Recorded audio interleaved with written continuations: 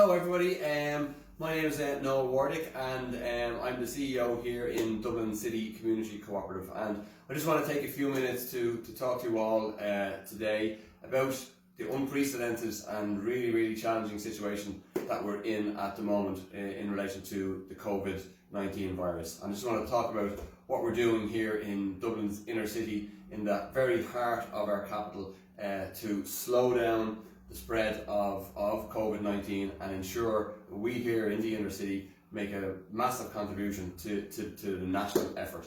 So for those of you who may not be familiar with the Dublin City Community Cooperative, we're a membership organisation. We have 13 member organisations who are highly experienced community development organisations working for many years in the area of social exclusion, poverty alleviation, working with isolated communities and those who are most vulnerable in our society. And what I want to say is those organisations and our membership are still open for business, in the sense that yes, many of our premises are closed to the public. However, our staff are all working, some are working from home, but we are available on the phone, we are available by email, we are available to do whatever it is we can, while at the same time protecting the health of our staff and our volunteers. But we're available to work with those most marginalised and those most at stress at this time in inner city communities here in Dublin. And inner city means on the south side of the Liffey and on the north side of the Liffey. So it's important to note that if you need assistance, just check out our websites of our members and use the phones that have been provided.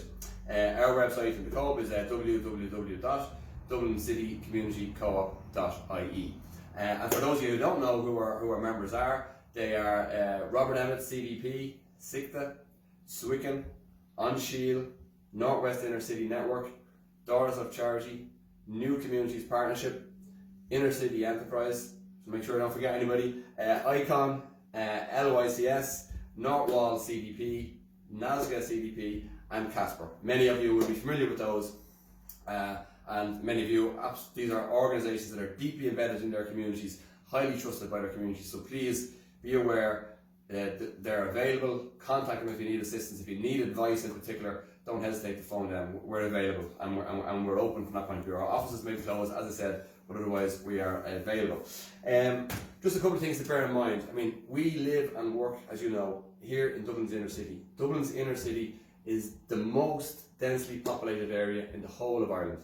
The most densely populated. So we have a huge responsibility to make a massive contribution to slowing down the spread of the virus. So it's really important that Dublin, which we're very proud of, whether we're from Brazil, whether we're from Dublin, whether we're from somewhere else in Ireland, whether we're from Romania, it doesn't matter. This is our city, and we have a national obligation and a moral obligation, I should say, to make a huge contribution to slowing the virus down. If we can slow it down in the capital city of the country, we'll make a huge contribution to the national effort. And I think as Dubs, proud Dubs, people who are living here, love the city, we need to really step up to the plate and show the rest of the country in the most densely populated part of the country that we can slow this virus down. So, I mean, I know everyone's talking about donning the green jersey.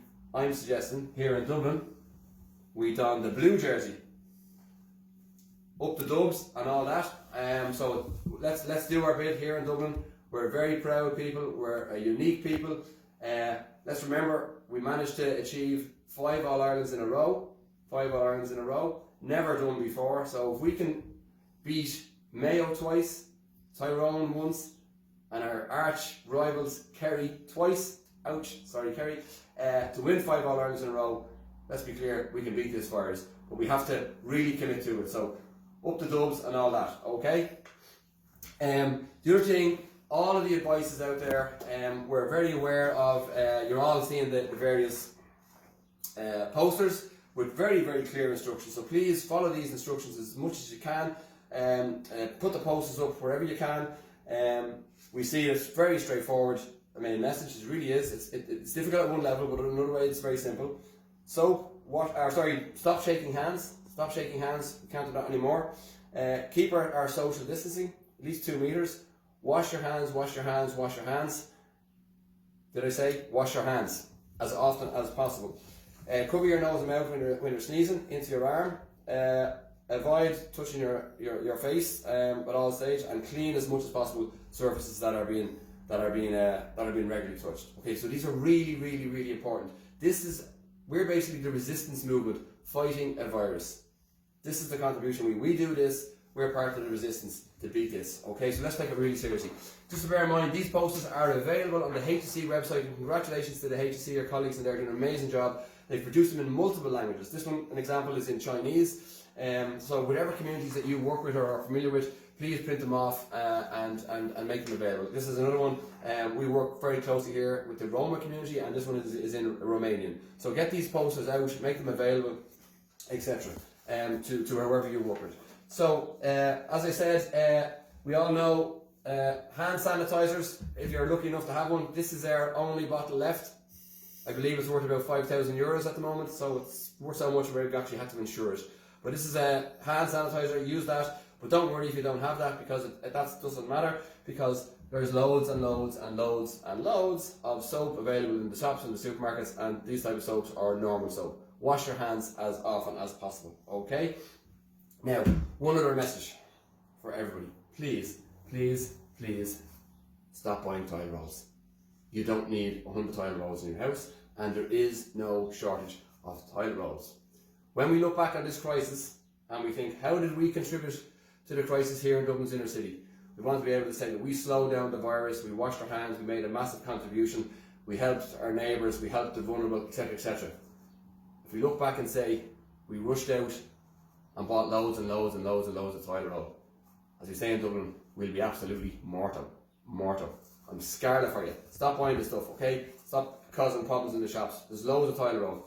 Also, the trees in the Amazon jungle at this stage are worried sick that they're all going to be chopped down and turned into toilet roll for us here in Europe. Alright, so let's stop. Let's give those trees a break. They've had a very bad year down in the Amazon jungle. Half of them got burned, so the last thing they need is the rest of them being turned into toilet roll. No shortage of toilet roll, okay? The other thing, heard rumours that there was loads of parties on over the weekend.